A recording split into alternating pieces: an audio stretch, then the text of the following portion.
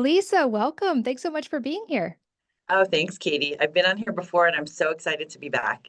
Well, I'm very excited to have you back. I always learn so much from you, and I feel like I'm always sending people your way on Instagram when they have kids health related questions because to me, you are one of the top experts out there and you do so much for so many families.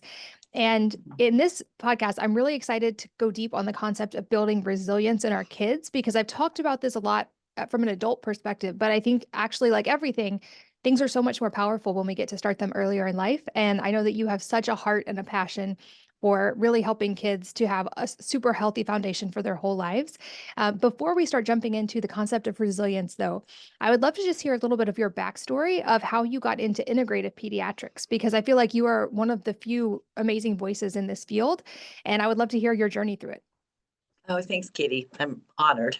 My journey was not typical for many functional medicine integrated practitioners in that many have come to this field, sort of stepped out of the box of conventional medicine because of a health challenge maybe they faced or family members faced, and conventional medicine just didn't have all the answers. So, I mean, knock on wood, that wasn't my story. My story is really, as a young kid, I mean, watching my mom, who is an OBGYN, very traditional, right? And I grew up with lots of antibiotics, very, very conventional medicine household, but then kind of married with, living with my grandma who came over from Korea when we were babies to help raise us, my sisters and I.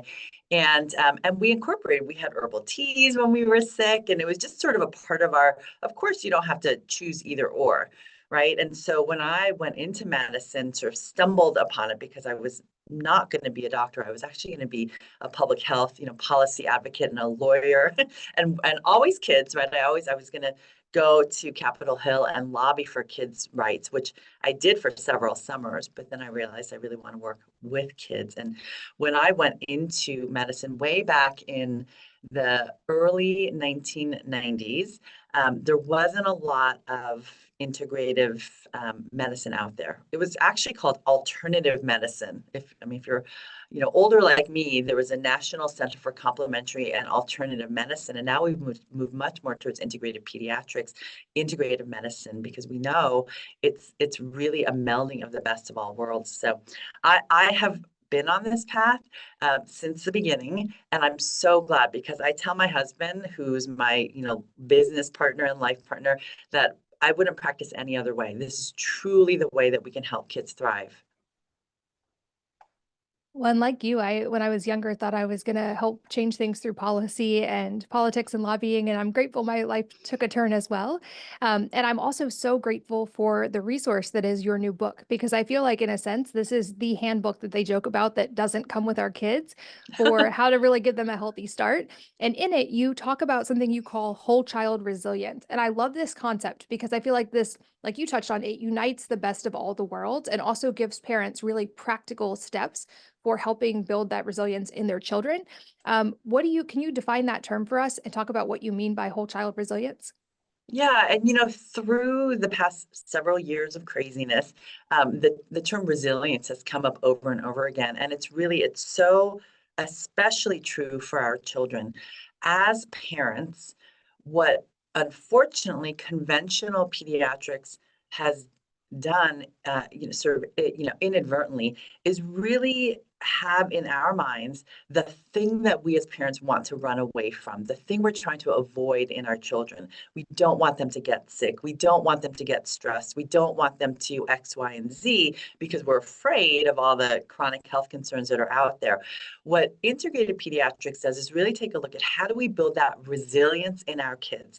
So whole child resilience, it doesn't mean never getting sick, never getting stressed, never encountering any sort of environmental toxin. Of course, we want to minimize where we can, but recognizing that to live in our modern world and thrive, we need to build that resilience so that we can bounce back physically, immunologically, psychologically from any quote hit that comes our way, because there's always going to be the next hit, and bounce back completely and quickly even stronger for the next time.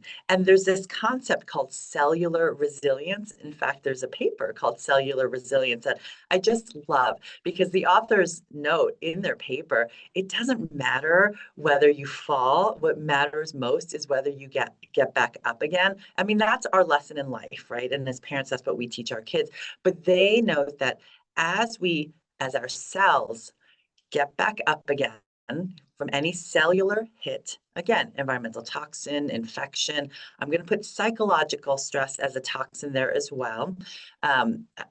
Any physiologic hit, that our cells develop something called hormesis, which is a memory of how to encounter and recover from the next hit even better. So every time we recover, we build the foundation to be able to get stronger and stronger for the next one. So I love that concept for parents and for children, because what that does is it makes us less afraid of every individual infection or stressor at school, or friend drama, whatever it is, and knows that we can, if we have the foundations, we can help our kids truly thrive for the rest of their lives. I love that reframe. And I talk about this a lot more in the context of adults, of how the body is wired to want to thrive. That's what it Mhm. knows, that's what it's designed for. And so even if we have symptoms, it's our body giving us a wonderful message to help. And it's also our body working to heal. So I've like learned to reframe symptoms as a good thing. And I think you touched on something really important about the goal not being to never get sick. And I think especially for kids, this is important to highlight, because from my understanding, and I'm sure you can explain this better, there is a level of those things help our immune systems grow. And so it's natural that kids would occasionally get sick as their immune systems are learning how to function in their environment. And so I think that's just important for parents to hear. Like, we're not failing as parents if our kids get sick once in a while. This is actually a very important natural part of their immune system evolution. But is my understanding correct on that?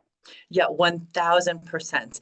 This is where, for many families through the pandemic, when especially in the early stages, when there was so much fear and we really were so isolated, and our infants and our children were isolated, I had a lot of parents tell me, "Oh my gosh, this is so great. It's the first winter that my kid hasn't gotten sick at all." Well, I had some concerns about that, and what we can see is some of that did play out. That first winter, this is a couple of winters ago, when life really was, quote, back to normal for many kids, back in school, everything was opened up. We saw kids, and older kids than expected, really, suffering from more severe RSV and influenza. And it was, many more respiratory infections that we had thought, oh, are they going to come back? And of course, they never left, right? It's just that we weren't really exposed to them. And, a lot of conjecture is around the fact that our immune systems, our children's immune systems, just really didn't get enough training. They were really in their infancy in their immune system, tolerance of these infectious exposures. And we know there was, if we think way back during a part of the pandemic where there was this rare hepatitis that was infecting some children, young children, and causing them to be hospitalized, even getting, liver transplants. And this was around the world. And I remember I was kind of sitting there holding my breath, waiting to see, is this going to become anything that we need to worry about as parents? Thankfully, it did not become widespread. But the theory now, the leading theory of why this happened to these young children, is that there were two viruses. There was an adenovirus and a dependoparvovirus. It's kind of I mean, it is what it is, right?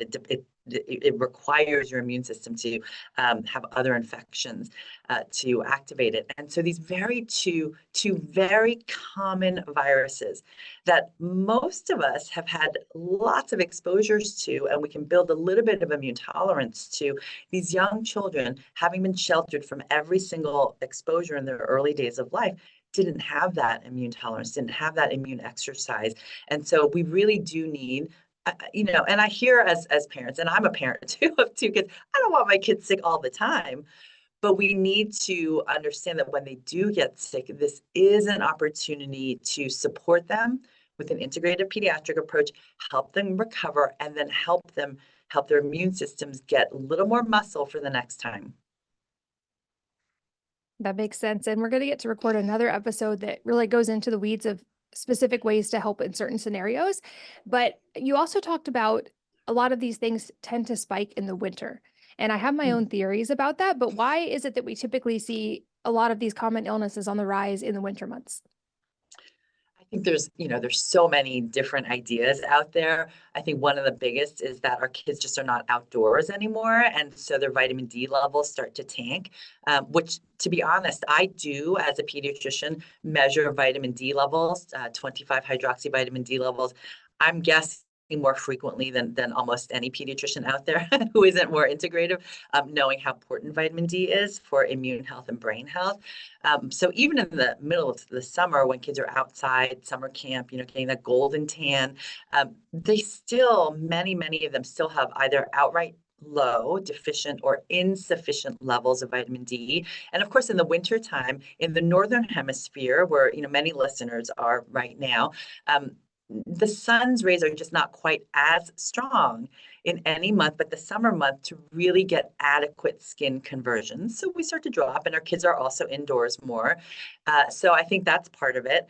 Indoors, with the heat on, we all know how dry our skin gets and how dry our nasal passages get. And we need moisture in our nasal passages for those hairs in our nose, right? Those lovely nose hairs that really brush out their cilia, that help to brush out whatever is trying to get in, whether it's dust or pollens or infections. And so I think that's part of it. I think we are unlike other cultures where in the wintertime, whether it's rain or shine or snow, kids are outside, right, during recess. For us, we tend to hunker down when it's raining outside. Our kids are indoors, during the winter months when it's too cold or when there's too much snow. And so we're also indoors, and we know, indoors sharing all of our germs, it's just more likely that we're going to get exposed to something and potentially get sick from it. That makes sense. Okay, so back to the concept of building resilience, because this seems like a key concept for reducing the severity of things when we do get those hits, like you talked about, and also helping avoid the smaller ones. So, what would be some of the foundational ways that we can nurture that resilience in our kids? Well, I'll tell you the number one way, and this is why I wrote my book, because I want every parent and every kid to understand that the number one thing we can do to up-level our resilience in kids, whether it's immunologically or psychologically, physiologically, is to nourish and build resilience in their gut microbiome. The gut microbiome really holds the key for lifelong wellness, from the inside out, whatever we want to call resilience and wellness in our kids, whatever picture we have of our kids thriving, guaranteed we can trace a lot of that back to how can we build up gut microbiome resilience and really learn how to create this, what I call microbiome magic every single day, so that we can go through the hits that our kids will inevitably encounter. And, my kids are now 14 and 12, and, they are encountering different kinds of microbiome hits than they were when they were younger, but we still especially need to build those foundations for our older kids. So, what are some of the ways that we can do that? What are some steps to help build our microbiome strength in kids and I guess adults too? A lot of the same concepts would apply. Yeah, well, so at 100%, and I will say, especially for, when we think about kids, and many people will be, sort of more in the space of what about my young kids, my preschoolers, my toddlers.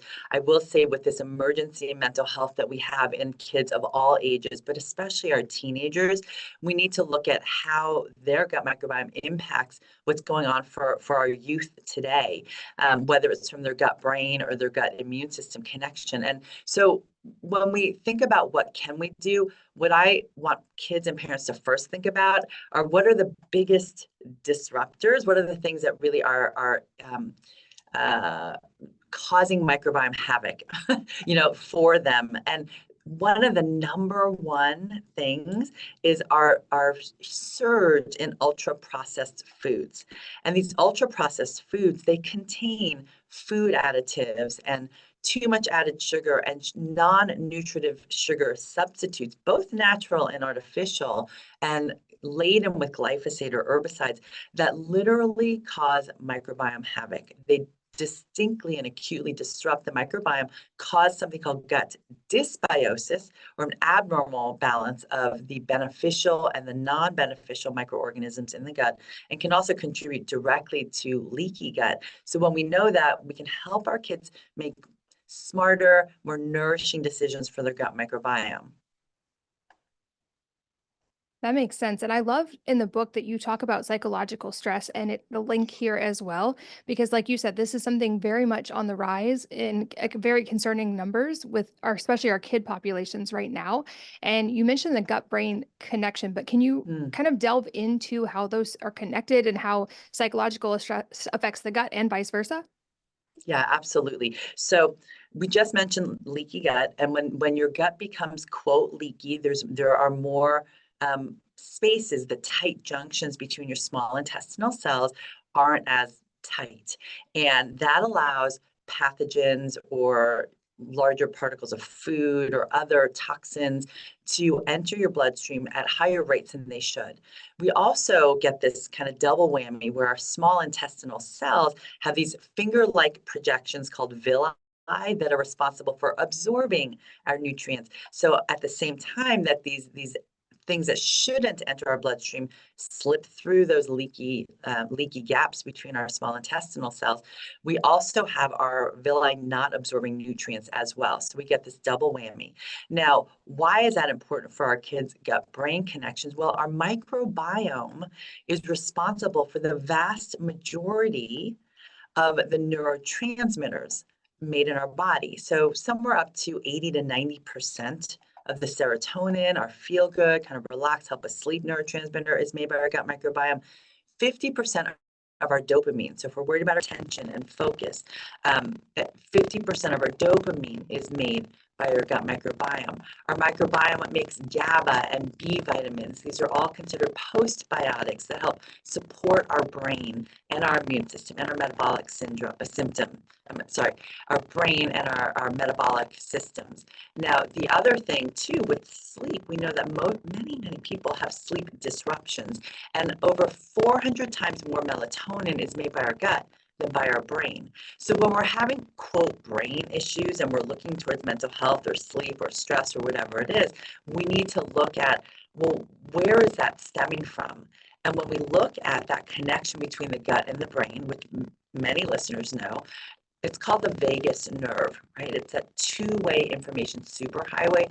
Well, 80 to 90% of the communication occurs from the gut to the brain, sort of informing our brain and our children's brains how they should feel, how they should think, how they should behave. So when we want to really understand how to optimize kids' brains and mental health, we really need to look at their gut first. That was such a great explanation. And I got an early release copy of the book and I was so excited. So, full disclaimer about that. But you also devote a whole chapter to the vagus nerve. And I love this because I feel like we're not talking enough about the vagus nerve and about nervous system health. So, can you also explain how this connects to everything we're talking about? Yeah. So the reason I devoted an entire chapter is to really impress upon parents, kids, practitioners that this is one of the foundations for building resilience in kids. And it's interesting because several, friends and colleagues have noted, wow, you have a whole chapter on the vagus nerve. And yeah, I probably should have had 10, because it's that important. Because really and truly, one of the things that affects, I think that the two things that could really move the needle in our children's health is number one, learning how to live in our ultra processed food world and read food labels like a gut hero. So they're sort of choosing. And number two, how to regulate their nervous system. And so this is how this is related to the gut microbiome. It's so interconnected. So we have our vagus nerve, but okay, what does that mean? Well, we know that a resilient gut microbiome is one of the best indicators of our health and our children's health, both current and future. We also know that a resilient vagus nerve, and when we optimize our vagus nerve, we have optimal heart rate variability. So, a resilient vagus nerve and optimal heart rate variability is one of the best indicators for health, current and future.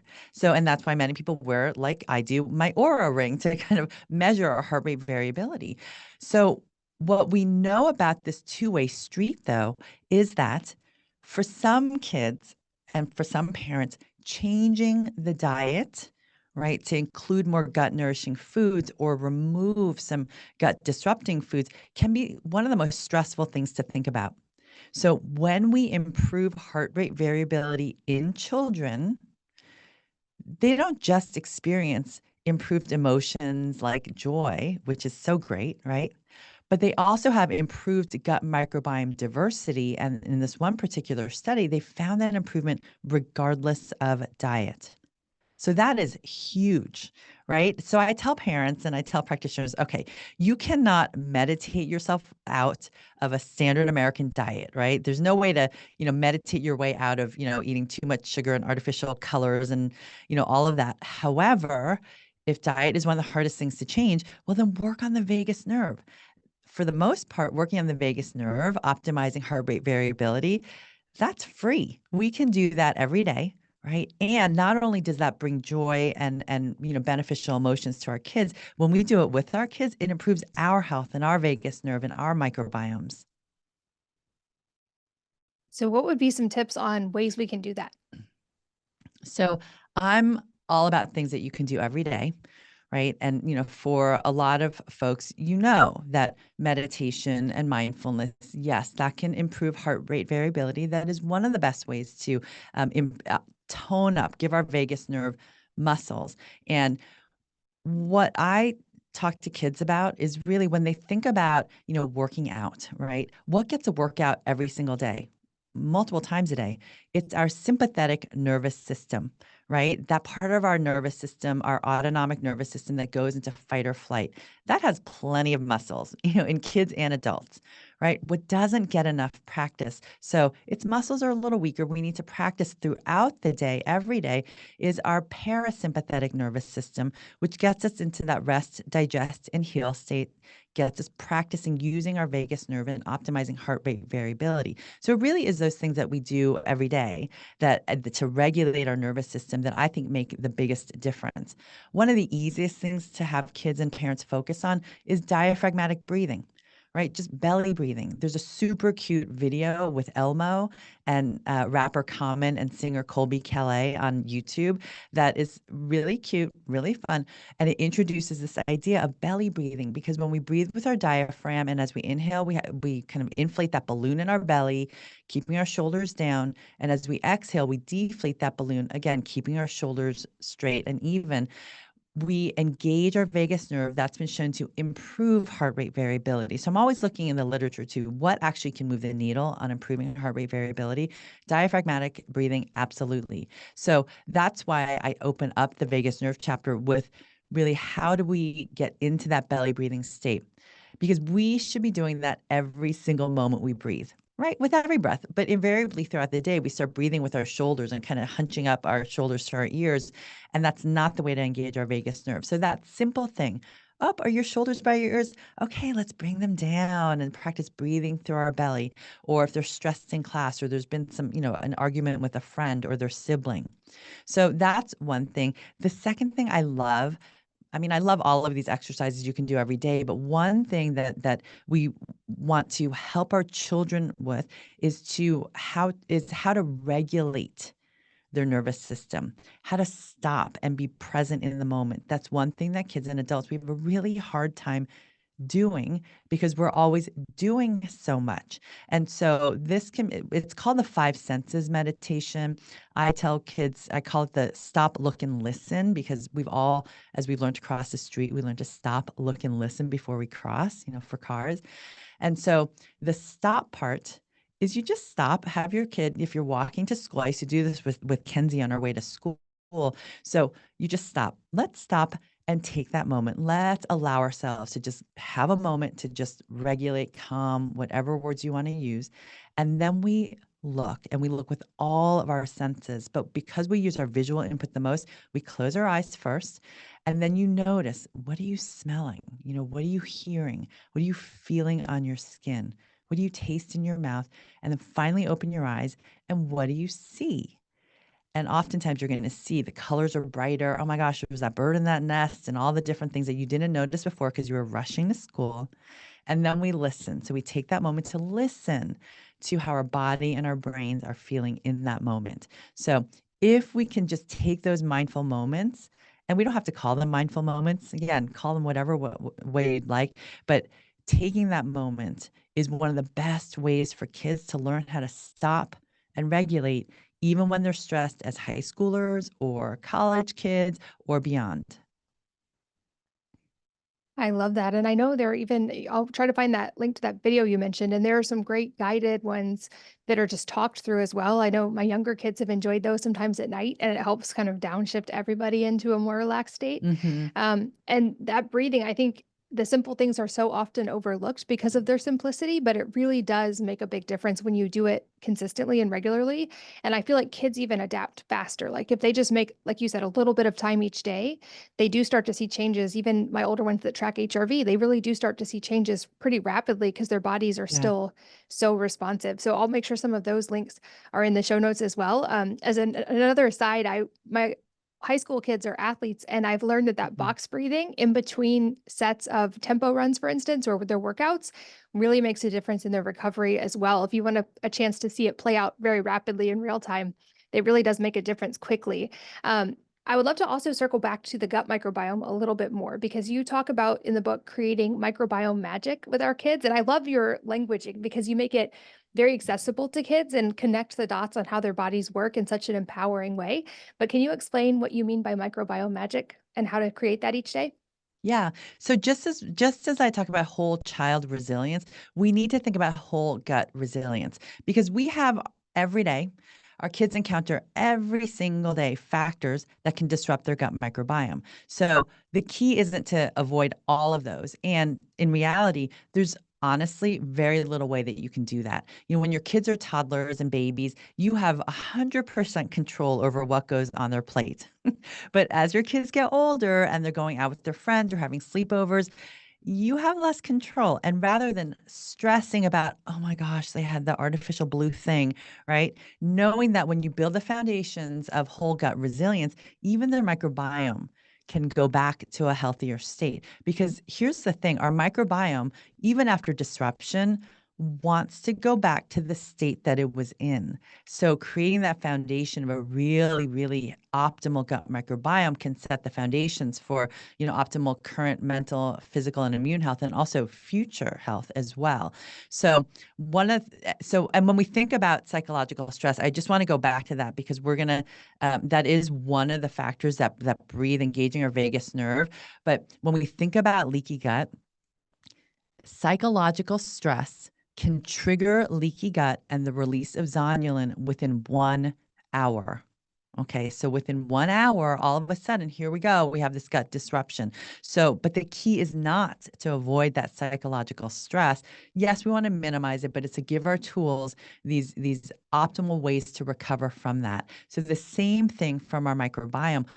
Knowing that our microbiomes are disrupted nearly every single day by these ultra processed foods and psychological stress and environmental toxins, the things that we have to focus on, two things. First, we have to focus on what can we get in to nourish our gut microbiomes. This is very important. What do those, hundreds of trillions of microorganisms and hopefully beneficial microorganisms need to grow and thrive? And if some of you have gardens, which many people started gardening during the pandemic, you can't just throw some tomato seeds on the ground and poof, all of a sudden have these beautiful tomato plants.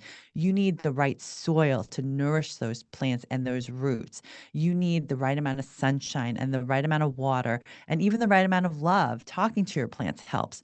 So same thing with our microbiome, our microbiota, more aptly, right? Those microorganisms in our gut, they need the right environment, the right nourishment, the right terrain.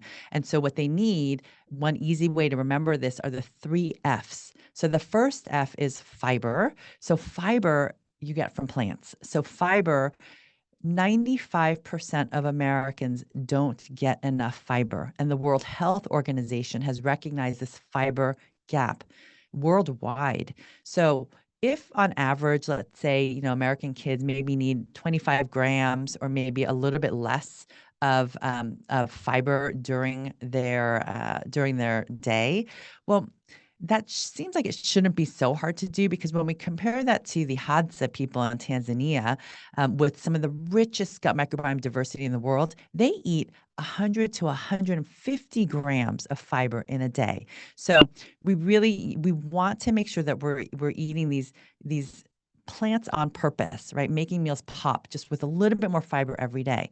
The other thing, phytonutrients. So that's not an F, I know, but it sounds like an F. So phytonutrients, color. So just as we have a fiber gap, 8 in 10 Americans have a gap in every single color of the rainbow of foods. And that is a problem for our microbiome. So we know that these phytonutrients contain antioxidants and immune and heart and brain healthy compounds, but they also act as prebiotics, and they also can interact with our microbiome to influence our epigenetics, influence how our genes work for or against us. So we need to get more color in our diet. And then fermented foods may actually be the biggest microbiome champion of all. So in one study out of Stanford, they found that fermented foods won over fiber in increasing microbial diversity, as opposed to fiber. Of course, fiber was still beneficial, but fiber seemed to improve gut function more than it did microbiome diversity. So get in your 3 Fs, and then try to keep out as much as you can those microbiome mischief makers. So this is where we look at the food additives, and there's 3,000 food additives in the FDA's list of everything added to food in the United States. That's literally a list, right? And you can bet that many of those food additives to make our food look brighter, smell better, taste sweeter, saltier, fattier, last longer on the shelves, that many of them have been shown to directly cause gut dysbiosis and directly cause leaky gut. So the more we can keep our foods simple, real food ingredients, learn how to read those labels to keep out those microbiome mischief-making additives, the more resilient we can live, and the more resilient our gut microbiomes will be.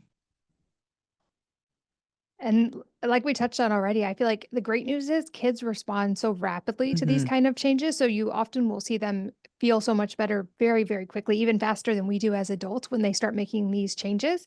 But you touched on something. I've had a theory for a while that we hear in America that we are overfed and undernourished, but I've always thought maybe one of the reasons for these food cravings and the fact that we keep wanting to eat more and more food is these things you touched on, that we're not getting enough of these core things like phytonutrients and fiber. And I would even add protein to the list in a lot of Yeah. age groups. We see that as a problem. And our bodies, in their wisdom, are craving more food simply because they need more nutrients. And it's not that we actually need more calories, it's that we need higher nutrient density in food. So I made the shift a couple years ago to, even in myself, stop thinking about macros or calories or any of that and start thinking about what is the most micronutrient dense thing I can eat. If I'm going to eat meals anyway, how can I really maximize the nutrient density of those meals? And I find that that was a helpful switch, for one, because I was focusing on a positive, not a negative, and Yes. making choices based on increasing the good versus avoiding the bad. But I feel like kids love to get in on that game as well and understand what's in their food, and that they're often so capable of understanding and making amazing choices when they're given the right information to do that. And so I love that your book is a resource for both parents and kids in that journey.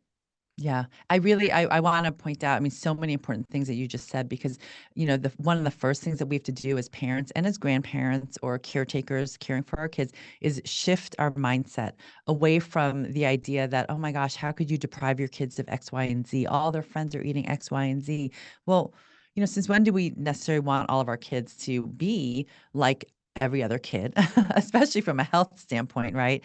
But at the same time, we have to understand that kids, just like adults, are going to be really susceptible to the peer pressure and the marketing and all of that. And so we want to have empathy and understanding. And like you said, when we teach our kids why this is so important for what they want to accomplish, whether it's to be a better athlete or, a better student, or to, sleep better, or not have as many worries, or not get in trouble in class as much as they do, when we show them how food and their microbiome impacts their goals, they are often our best resources in showing us hey, maybe that packaged food, we choose something different. I mean, I've taught third and fourth grade kids this 6-week Healthy Belly, Happy You class where we went through what the microbiome is, how it affects their brains and their bodies and their immune systems and everything else, and then showed them how to make fermented foods, how to look at added sugars, how to read food labels. Oh my gosh, the parents were so excited because they would come back, they would email me and say, I cannot believe that, Eliana actually tried a forkful of sauerkraut. She's so picky, but she actually liked it. It wasn't too bad, right? Or, wow, Luca, he told me to put back this box of whatever it was because look at how all the artificial flavors in it, right? We would never have looked at that before. And so kids really, they can we need to give them so much more credit for what they can understand and what they can do. And I remember, Katie, when the first time I met you, I don't remember. I think Bodhi was maybe 4 and Kenzie was 6. I mean, they were really little. And I remember you said, I never do anything for my kids that I know they can do for themselves, right? And that stuck with me because your little ones were doing their laundry from start to finish, right? And so ever since then, yeah. I mean, my kids, they cook almost all, not all the meals, but, just today, running in, to this interview, they made their own breakfast. They packed their own lunch. They do their laundry from start to finish. We need to give our kids more credit, right? When they understand they can do, and they can do it because they want to, not because we're nagging them. I love that so much. And yes, we're very aligned on that. And like I said, I love the work that you're doing. And especially this book, I think is such a valuable resource. And as we get to the end of our time for this episode, of course, you guys stay tuned. We're going to do another episode all about practical tips for very specific things. But what would you highlight as a few key takeaways or starting points from this episode that parents can start with right now? And I would, of course, get the book on the list because it's got so much more than we can cover in an interview. But what would be some good baby step starting points? So I think the first baby step is really understanding, embracing how powerful our gut microbiome is to shape our future in I mean, yes, a negative way, but in such an amazing positive way. So when we understand how important our microbiome is, it becomes so much easier to make those microbiome nourishing choices for our kids and for ourselves. So I think that's one thing. Just to arm yourself. Knowledge is definitely power here. The second step, I would say, so when you're buying something that's packaged, just flip it over and look at the back of the box. We never look at the front of the box because that's sort of, we are not going to judge this book by its cover because that cover is meant to deceive us, right? So you turn it over, and one of the things that we can do is anything that says artificial, just put it back. Anything that has any colors in it, put it back.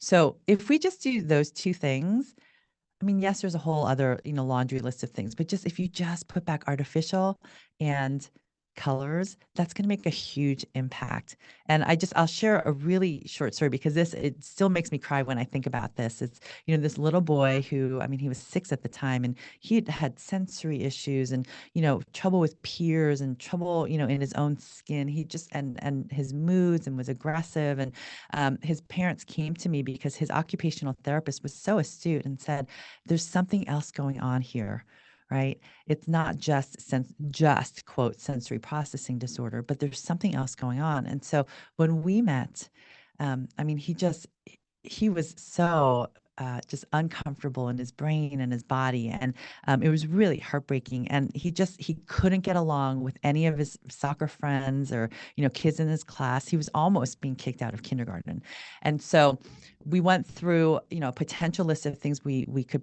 possibly do. And of course, the parents were so overwhelmed. And so I said, let's just do one thing, right? And just as a little backstory, he was so uncomfortable in his own skin. He wouldn't let his mom kiss him. He would wipe the kisses off. He couldn't stand any hugs, right? I mean, how heart-wrenching for a mom.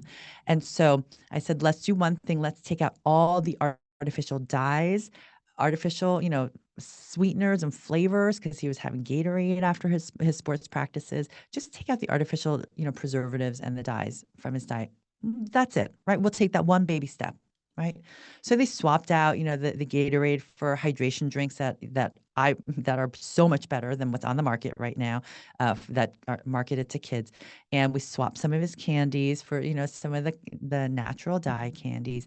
And within 2 weeks, she called me back and she said, "Oh my gosh, I have to share this with you. For the first time that I can remember in a long time, he actually asked for a hug and he didn't wipe my kiss off." I mean, how just 2 weeks, right? And we had a long way to go with him, but simple changes like that. I mean, I love what you said before, that some of this may sound simplistic. Well, you know what? Sometimes the most profound changes are simple, but we have to get back to the basics. And that's what I hope this book will do. Get back to the basics, get back to the foundations, because without the foundations, we can take a gazillion supplements, we can do a gazillion other things to try to biohack our way out of illness, but it's not going to work as well. Well, I love that. I love that story. It's so profound and shows how rapidly kids can adapt and improve. And I know there's so many more practical tips in your book. I'll of course make sure it's linked in the show notes for you guys listening on the go. But thank you so much for your time. Like I said, it's always a true pleasure to get to chat with you, and I am so grateful for all the work that you do in the world and for your time today. Oh, thank you. And thank you for listening, and I hope that you will join me again on the next episode of the Wellness Mama podcast.